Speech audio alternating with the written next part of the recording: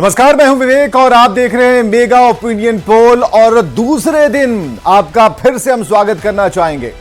लोकसभा चुनाव की तारीखों का ऐलान किसी भी वक्त हो सकता है, लेकिन चुनावी बिगुल बजने से पहले हम लेकर आए हैं देश का सबसे बड़ा ओपिनियन पोल। न्यूज 18 के मेगा ओपिनियन पोल में 21 राज्यों के 518 लोकसभा सीटों का सबसे विश्वसनीय सर्वे किया गया है। और इस सर्वे को देखने के बाद आपको देश का चुनावी मूड समझ में आ जाएगा। मेगा ओपिनियन पोल के पहले दिन हमने आपको 9 राज्यों में जनता के मूड के बारे में बताया था और इन राज्यों में मोदी फैक्टर जो जादू बनकर सामने नजर आया। खासकर हिंदी पट्टी वाले राज्यों में बीजेपी की जो ताकत है वो खुलकर नजर आई। बिहार, उत्तर प्रदेश, मध्य प्रदेश, दिल्ली जैसे हिंदी भाषी राज्यों में इंडिया अलायंस बीजेपी के आगे कहीं नहीं दिखा। दक्षिण की तरफ चलिए, दक्षिण के राज्यों की बात कीजिए तो वहां भी बीजेपी की हालत काफी सुधरी है और लगातार 10 साल सत्ता में रहने के बाद भी मोदी लहर को मात देते विपक्ष नहीं दिखता। कल हुए मेगा ओपिनियन पोल में हमने बिहार की 40 लोकसभा सीटों की बात की। हमारे मेगा ओपिनियन पोल के मुताबिक बिहार में एनडीए को 38 सीट मिलने का अनुमान है और बिहार में इंडिया अलायंस को मात्र 2 सीट मिलने की संभावना है, तो एनडीए को लगभग 58% वोट मिलने की संभावना है, जबकि इंडिया अलायंस को 28% वोट मिलने का अनुमान है। आज हम झारखंड का सबसे बड़ा ओपिनियन पोल दिखाएंगे। अब बताएंगे कि झारखंड में किसे कितनी सीटें मिलेंगी, लेकिन उसके पहले अब तक किस राज्य में हमारे ओपिनियन पोल के मुताबिक सीटें आ रही हैं वो भी हम आपको बता रहे हैं। तो चलते हैं हमारी सहयोगी के पास।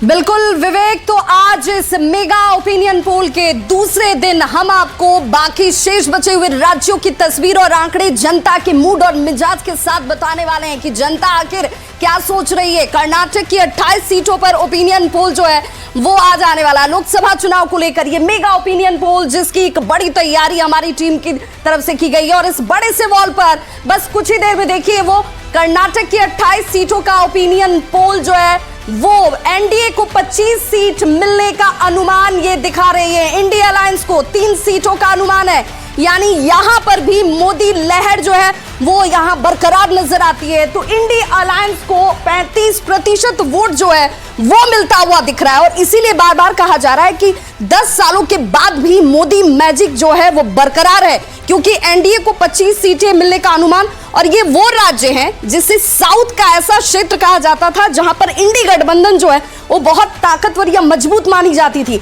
लेकिन अब ऐसे में देखिए कि कर्नाटक की जब हम बात करते हैं, कर्नाटक में क्या आंकड़े जो हैं वो जनता के रूप में नजर आ रहे हैं। और अब जरा देखिए 25 सीटें जो हैं वो एनडीए को दिख रही हैं। नरेंद्र मोदी चेहरा आपको नजर आ रहे होंगे।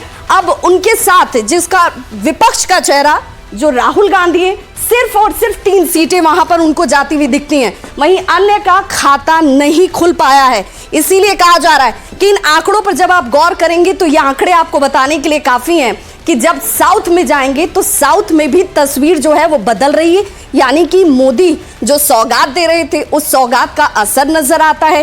कर्नाटक में तस्वीर बदल रही है, यहां पर जनता जो है वो काम कहीं ना कहीं अब जो वहां का मूड है जनता का वो इन आंकड़ों में नजर आ रहा है। और इसीलिए कहा जा रहा है कि आज जो बाकी बचे हुए राज्य हैं उन राज्य के आंकड़ों को अगर आप देखेंगे, और अब जरा देखिए इस चलती हुई दौड़ती हुई गाड़ी को अगर आप देखेंगे तो आपको समझ में आएगा कि जब एनडीए की बात होती है, चेहरा नरेंद्र मोदी होते हैं तो सबसे सर्वप्रिय, लोकप्रिय, ईमानदार, मेहनती नेता के तौर पर उनकी छवि होती है। उनको स्वीकार्यता जो इस रूप में नजर आ रही है और यही वजह है कि जब लोकसभा की बात होती है, केंद्र की बात होती है, देश की बात होती है तो सर्वमान्य नेता वो बन जाते हैं। और ये गाड़ी देखिए, इंडिया अलायंस की मजबूत विपक्ष नहीं बन पाया, इसलिए भी कहा जा रहा है कि जिस साउथ को गढ़ मानते थे ये लोग, वहां पर उनकी बहुत बेहतर स्थिति नजर नहीं आ रही है।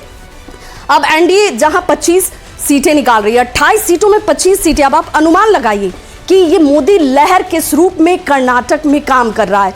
अब इससे पहले आपने देखा होगा कि बिहार में 40 में से 38 सीटें जो है एनडीए के पास जा रही हैं, लेकिन बार बार जो विपक्ष ये कह रहा था कि भाई महंगाई का मुद्दा कहां चला गया, बेरोजगारी का मुद्दा, तो ये मुद्दा अब भी बरकरार है, लेकिन विपक्ष इस पर बहुत ज्यादा मुखर नहीं है। और यही वजह है कि यहां पर प्रधानमंत्री नरेंद्र मोदी की स्वीकार्यता ज्यादा नजर आती है। और अब जरा